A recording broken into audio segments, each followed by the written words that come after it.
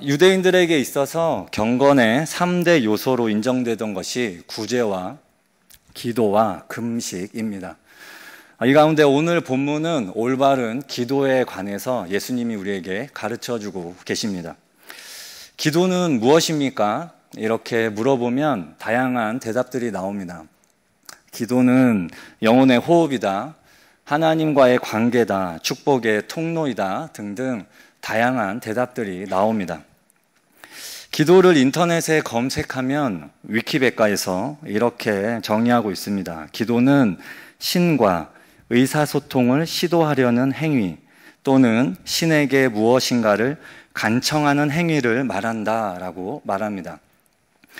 성경 사전이 있습니다. 성경 사전에 기도의 정의를 보면 기도는 하나님과의 대화이며 마음으로 바라는 바가 이루어지기를 하나님께 비는 일이다 라고 나와 있습니다. 놀랍게도 성경 사전과 위키백과의 내용이 동일합니다.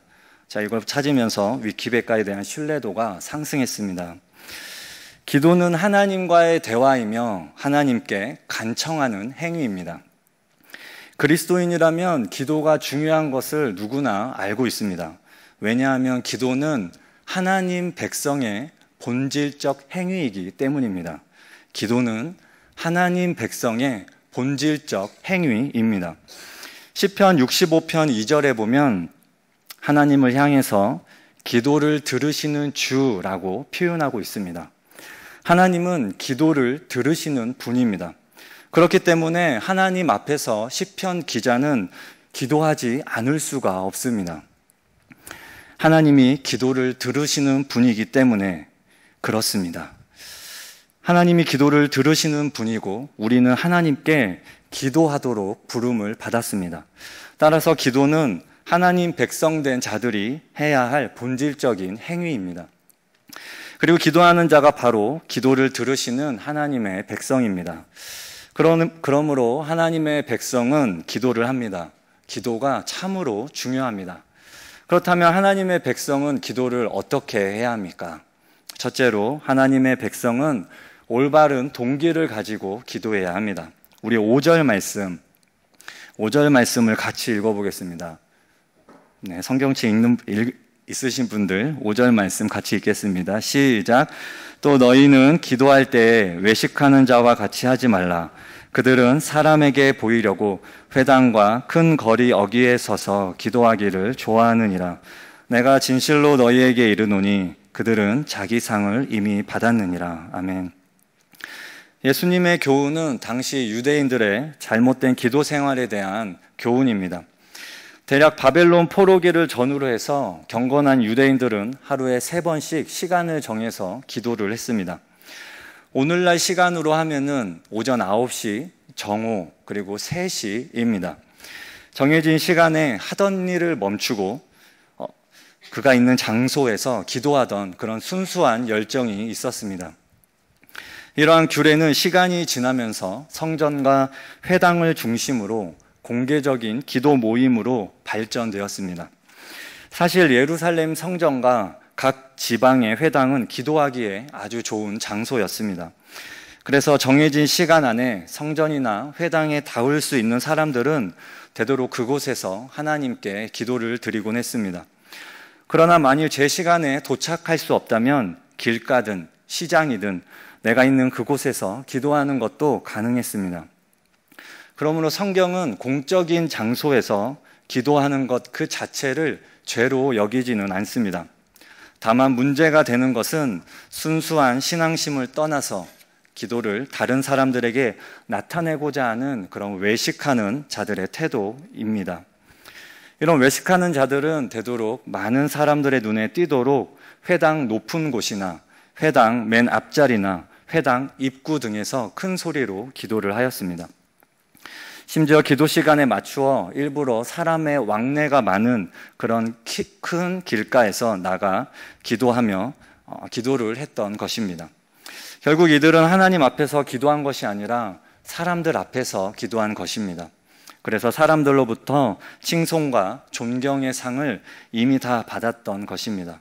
그래서 예수님은 그들은 자기 상을 이미 이미 받았느니라 이렇게 말씀하고 있습니다. 우리는 명분과 이상으로 이미 옳고 그른 것을 판단하는 경우가 있습니다. 기도를 하면 기도는 좋은 것이다. 금식을 하면 금식은 좋은 것이다. 이렇게 생각할 수 있습니다. 하지만 우리가 옳은 일을 하려고 하고 선한 일을 하려고 할 때에도 죄는 침투해서 옳고 그른 것을, 옳고 거룩한 것을 왜곡시키고 부패시킬 수 있습니다. 그러므로 기도를 하면 이미 다 그 다음은 문제가 없다고 생각해서는 안 됩니다. 기도를 하면서도 우리는 얼마든지 죄를 지을 수 있습니다. 오늘 본문이 말하는 것처럼 기도를 하면서 하나님을 만나는 것이 아니라 사람을 만나는 행위로 바뀔 수 있는 것입니다.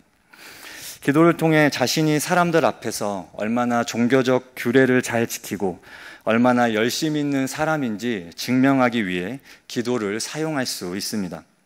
그러면서 예수님은 기도할 때 골방에 들어가서 기도하라고 합니다. 우리 6절 말씀을 다 같이 읽어보겠습니다. 시작. 너는 기도할 때 내 골방에 들어가 문을 닫고 은밀한 중에 계신 내 아버지께 기도하라. 은밀한 중에 보시는 내 아버지께서 갚으시리라.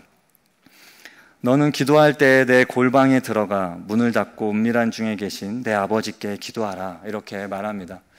골방은 세상과 차단되어 혼자만의 조용하고 은밀한 장소를 말합니다.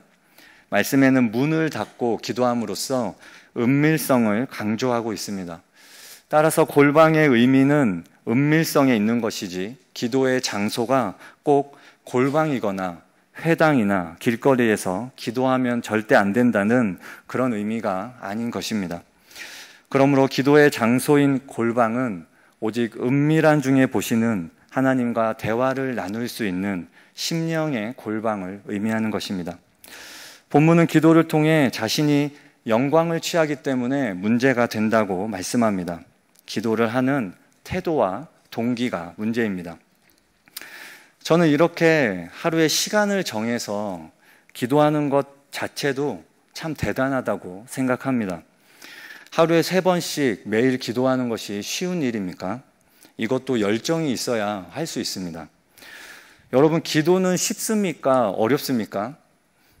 여러분, 기도를 쉽다고 말하는 사람들은 기도를 안 해본 사람들이든지 기도를 너무 많이 해서 기도의 길을 터놓은 사람일 것입니다. 저는 개인적으로 기도가 참 어렵습니다. 하루에 3번씩 시간을 정해서 기도를 한다는 것도 열정이 있어야 가능합니다. 사역자가 기도하는 것이 즐겁다고 해야 하는데 어렵다고 말하니까 저도 참 민망합니다. 기도하는 것이 왜 어렵습니까? 기도해도 아무런 응답이 없을 때가 많기 때문입니다. 기도하는데 기도할 때마다 하나님이 응답하시고 내 기도가 성취된다고 생각해 보십시오. 얼마나 좋습니까? 기도할 때마다 하나님의 음성이 들린다고 생각해 보십시오. 하나님, 짜장면 먹을까요? 짬뽕 먹을까요? 군만두 먹어라. 이런 음성이 들린다고 생각해 보십시오. 기도할 때마다 얼마나 놀랍고 신이 납니까?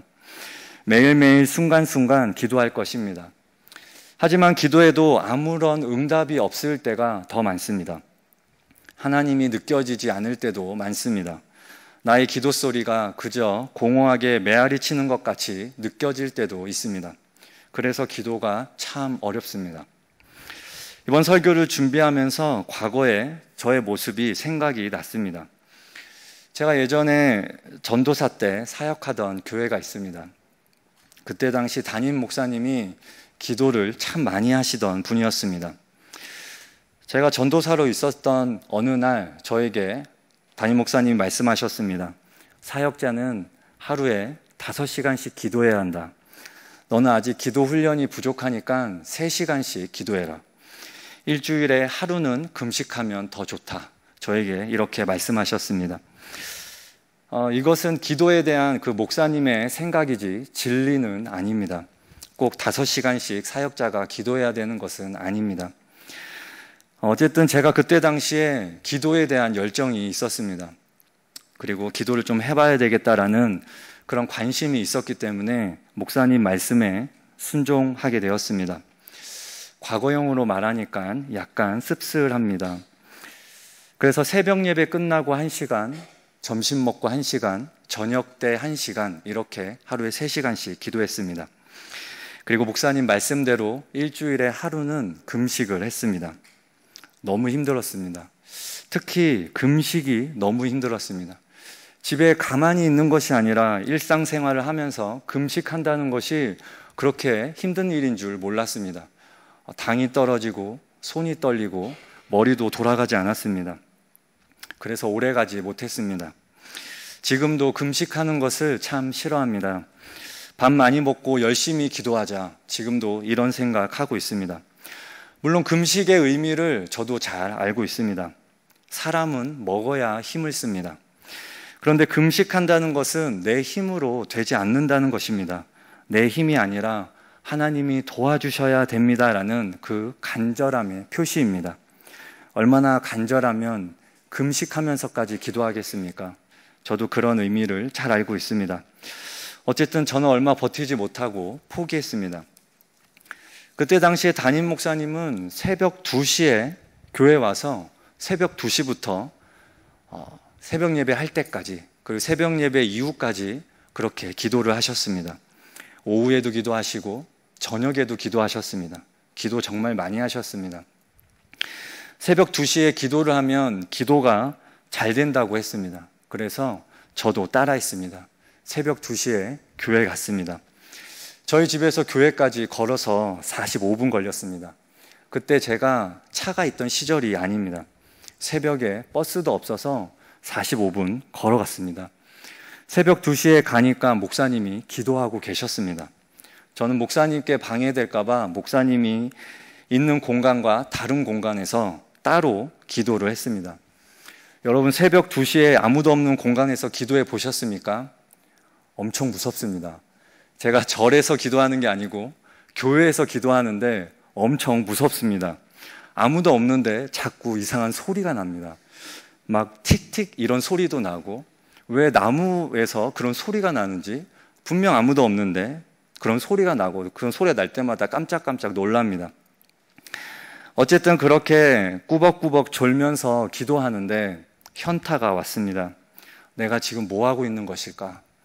내가 왜 기도하고 있는 것일까? 이런 저의 마음의 태도, 동기를 보게 되는 그런 시간이 있었습니다. 겉으로는 영적으로 성숙해지고 싶고 하나님 나라가 이 땅 가운데 이루어지기를 기대하는 마음으로 기도한다고 했습니다. 저도 진짜로 이런 마음으로 기도한다고 생각했습니다. 하지만 기도를 하면서 시간이 지날수록 저의 진심은 기도를 통해 제가 영광받고 싶었습니다. 기도를 많이 해서 제가 찬양 인도를 하든지 설교를 하든지 할 때마다 은혜가 있기를 원했습니다. 기도를 통해 내가 성령으로 충만한 사람이라고 인정받고 싶었습니다. 기도를 통해 제가 인정받고 영광받고 싶은 것이 저의 진짜 마음인 것을 그때 깨닫게 됐습니다. 기도하는 것은 참 좋은 일입니다. 기도한다는데 누가 뭐라고 하겠습니까? 하지만 기도라는 선한 일을 하면서도 죄가 침투하여 거룩한 것을 왜곡시킬 수 있습니다. 그러므로 외식하는 자들이 사람에게 보이려고 기도하듯이 우리도 하나님과 상관없이 기도할 수 있습니다. 우리의 내면을 점검하고 올바른 동기로 기도하는 저와 여러분 되시기 바랍니다. 둘째로, 하나님 백성은 어떻게 기도해야 합니까? 하나님 백성은 올바른 방법으로 기도해야 합니다. 7절 말씀, 우리 7절 말씀 같이 읽어보겠습니다. 7절입니다. 시작. 또 기도할 때 이방인과 같이 중언부언하지 말라. 그들은 말을 많이 하여야 들으실 줄 생각하느니라. 아멘. 예수님은 기도할 때 중언부언하지 말라고 하십니다. 저도 과거에 이 설교 참 많이 들었습니다. 중언부언하지 말아라. 이 설교 참 많이 들었습니다. 네, 제가 이번 설교를 준비하면서 중언부언이 무엇인가에 대해서 다시금 깨닫는 시간이었습니다. 중언부언은 내용이 없이 끝없이 반복되는 말, 횡설수설하는 말로 된 긴 기도를 의미합니다. 이교도들은 신의 이름을 정확하게 알고 정확하게 발음하면 신을 조종할 수 있다고 생각했습니다. 그래서 신의 이름이 장황하게 적힌 목록을 반복해서 말했던 것입니다. 또한 주문처럼 무의미한 음절을 반복해서 말하는 것도 흔한 일이었습니다. 많은 말을 해야 한다고 생각했습니다. 중언부언과 관련된 예를 책에서 찾아보았습니다.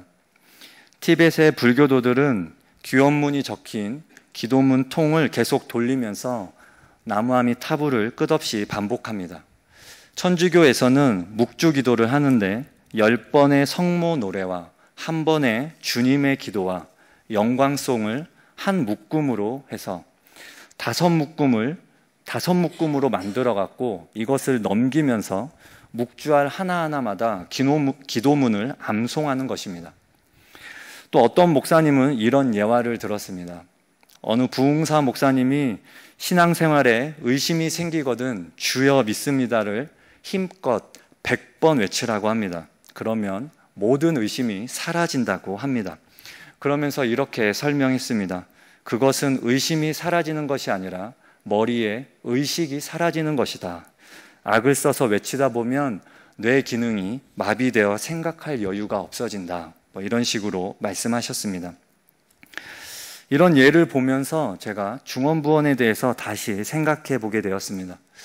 불교도들이 반복하는 나미아미타불이라는 이 단어는, 이 말은 저는 아미타불에 귀의합니다, 아미타불에 돌아가 의지합니다 라는 의미입니다. 나미아미타불을 말하는 것이 아무 도움도 안 되는데 아무 생각 없이 그저 반복하는 것일까? 천주교에서 묵주알을 넘기며 기도문을 암송하는 것이 정말 아무런 도움도 되지 않는데 반복하고 있는 것일까? 부흥사 목사님이 신앙생활에 의심이 생기면 주여 믿습니다 100번 말하라고 한 것이 정말 아무런 도움도 되지 않는 것일까? 여러분, 기도할 때 우리가 주여라고 외칠 때가 있습니다.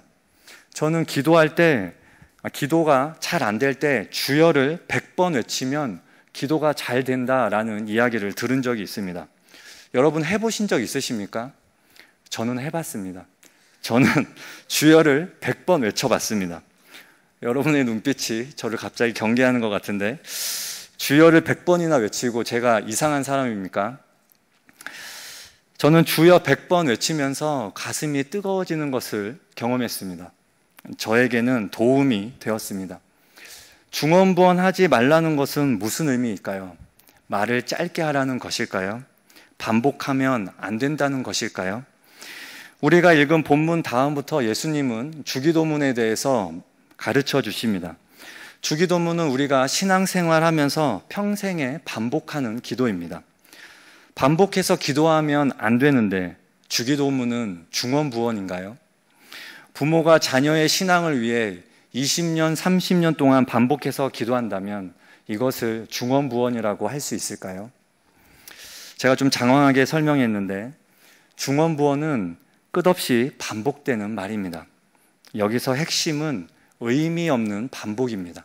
의미 없는 반복.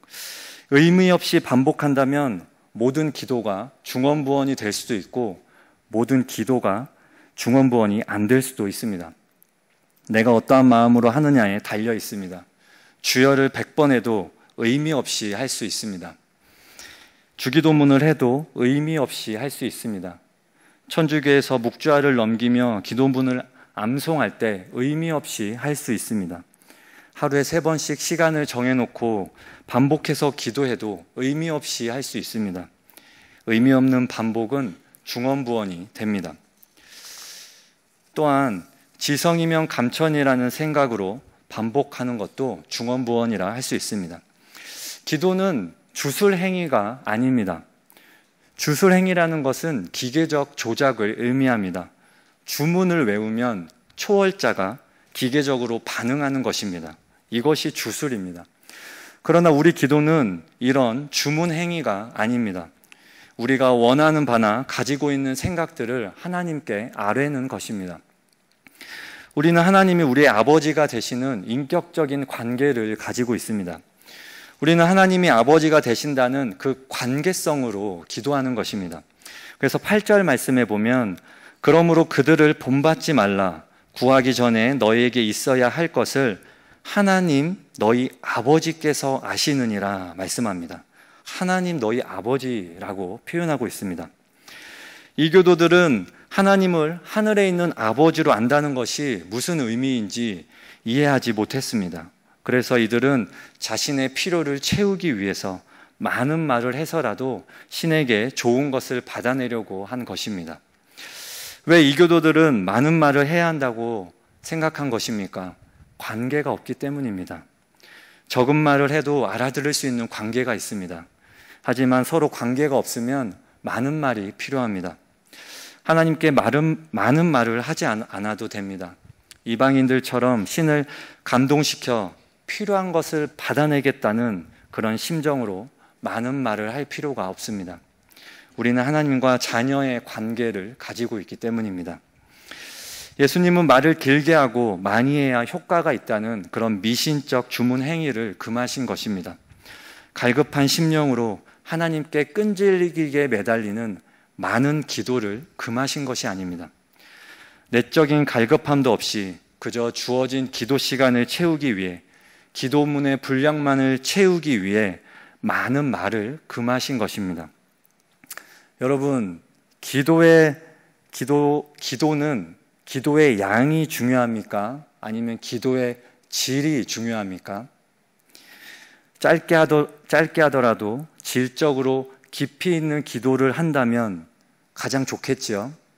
얼마나 가성비 있습니까? 그런데요, 여러분, 이렇게 깊이 있는 기도가 그냥 나옵니까? 기도의 양으로 쌓아온 사람이 결정적인 순간에 깊이 있는 기도를 할 수 있는 것입니다. 기도의 양을 무시해서는 안 됩니다. 오랫동안 기도하는 것은 문제가 되지 않습니다. 예수님도 오랫동안 기도하셨습니다. 누가복음 6장 12절 말씀 보면 이때에 예수께서 기도하시러 산으로 가사 밤이 새도록 하나님께 기도하시고 이렇게 말씀합니다. 예수님이 밤이 새도록 기도하셨습니다.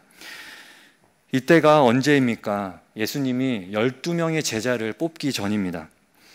12명의 제자를 선택하는 것이 얼마나 중요한 일입니까? 앞으로 이 12명이 큰 일을 하게 됩니다. 12명의 제자가 목숨을 걸고 복음을 선포했기 때문에 지금 우리도 이 복음을 들을 수 있는 것입니다. 그렇게 중요한 일을 앞두고 예수님은 밤새 기도하셨습니다. 예수님 정도 되면은 기도하지 않고 그냥 뽑을 수도 있을 것 같습니다.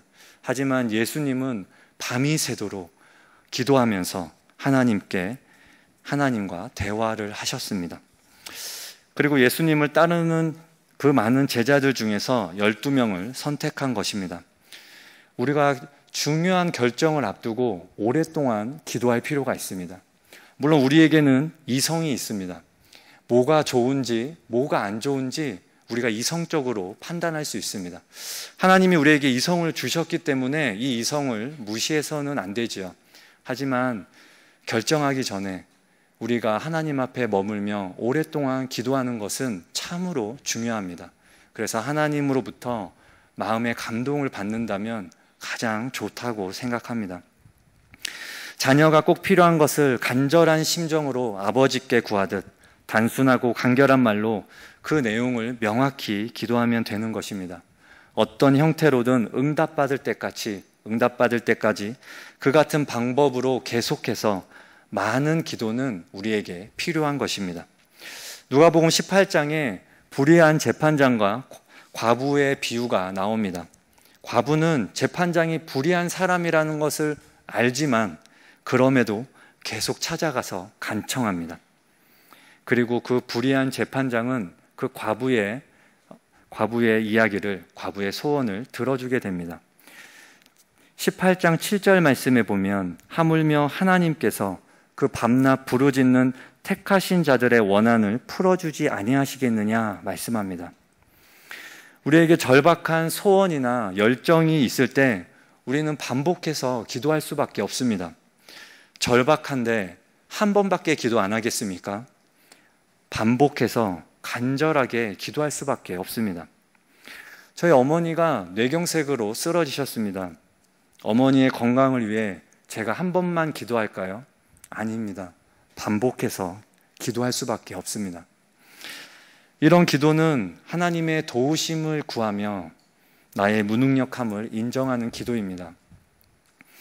이런 기도는 중언부언이 아닙니다. 간절한 기도를 통해 우리는 하나님의 크심과 우리의 약함을 발견하게 됩니다. 이렇게 간절히 반복하여 기도할 수밖에 없는 나의 연약함, 나의 나약함을 인정하는 것입니다. 그리고 하나님의 크심을 인정하는 것입니다. 우리가 반복하여 열심히 드리는 기도도 하나님이 받으시고 사용하십니다. 이런 기도를 통해 주님 앞에 온전히 순종하는 자로 우리 자신이 지어져 가게 됩니다. 결론입니다. 오늘은 기도의 동기와 방법에 대해서 이야기했습니다. 기도를 해도 하나님의 영광이 아니라 나의 영광을 위해서 기도할 수 있습니다. 기도의 방법도 틀릴 수 있습니다. 올바른 동기로 기도하며 중언부언하지 말아야 합니다. 그리고 정말 중요한 것은, 무엇보다 중요한 것은 기도를 하는 것입니다. 기도를 실제로 하는 것입니다. 기도 안 하면 오늘 설교는 의미가 없습니다. 오스왈드 스미스가 쓴 구령의 열정이라는 책이 있습니다. 책에 이런 내용이 있습니다. 기도하는 사람이 얼마나 적은가. 다른 것을 할 시간은 많다. 잠자고 먹고 신문과 소설도 있고 친구를 방문하는 등 해 아래에서 할 수 있는 모든 것은 하면서도 이런 것보다 훨씬 더 중요하고 가장 핵심적이며 위대한 것인 기도하는 시간은 없다. 이렇게 기록했습니다. 기도가 중요한 것을 알지만 기도하는 사람이 적습니다. 기도는 내가 한가한 시간에 기도하는 것이 아니라 시간을 내어서 기도하는 것입니다. 기도가 가치가 있기 때문입니다. 기도의 가치를 아는 사람이 기도할 수 있습니다. 여러분들의 삶을 곰곰이 생각해 보십시오. 여러분들의 삶에 가치 있는 것을 여러분 먼저 하게 되어 있습니다. 여러분 아침에 일어나서 무엇을 하는지, 하루 중에 무엇을 가장 소중하게 여기는지 생각해 보십시오. 그것이 여러분들이 가장 가치 있게 여기는 것입니다.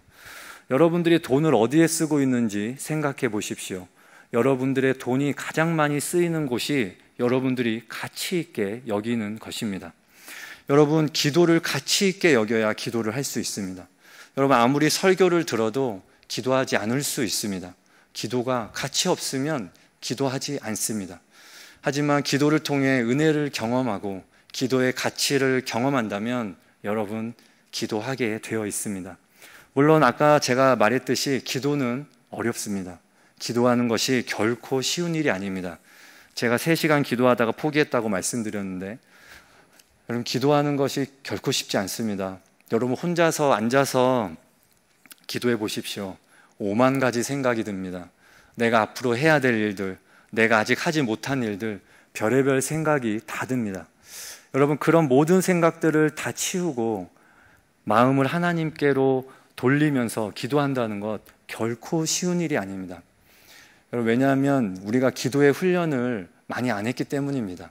여러분, 이 과정을 계속 반복해야 합니다. 여러분, 기도하는 게 쉬웠으면 우리 모두 기도의 용사가 됐을 겁니다. 하지만 여러분, 기도의 용사 아무나 되는 것이 아니지요. 여러분, 어려울지라도 여러분, 그런 처음에는 어렵겠지만 여러분 반복해서 하다 보면은 여러분 기도가 점점 기도의 시간이 늘어나고 기도의 줄을 잡게 될 것입니다. 여러분, 기도의 가치를 아는 저와 여러분 되시기 바랍니다. 그래서 올바른 동기와 방법으로 기도하는 저와 여러분 되시기 바랍니다.